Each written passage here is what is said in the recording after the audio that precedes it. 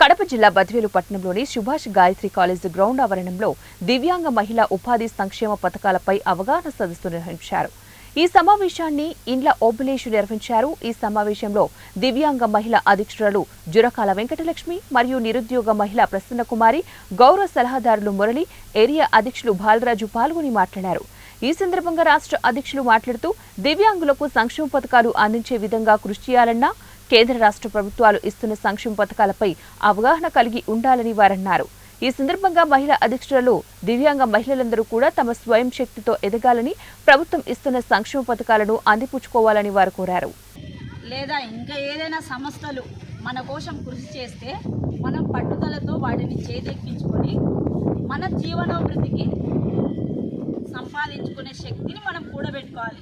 దానికోసమయ్యే ఇప్పుడు మహిళల కోసం అన్నగారు ఈ సమావేశం చేశారు.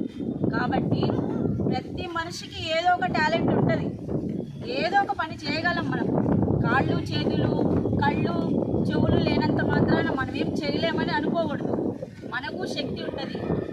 అది ఏంటో బయట పెట్టి మేము ఇది చేయగలమని అన్నగారికి చెప్తే ఆయన ఒక తండ్రిలాగా, ఒక అన్నలాగా మనకి వెనక ఉండి నడిపిస్తారు. అర్థమైందా? ఎవ్వరు కూడా మనకి చేతులు లేవు, కాళ్ళు లేవు, మాకు చెవులు వినపడం, మేమేం చేయలేము అనే ఇదిలో ఎవరు ఉండదు.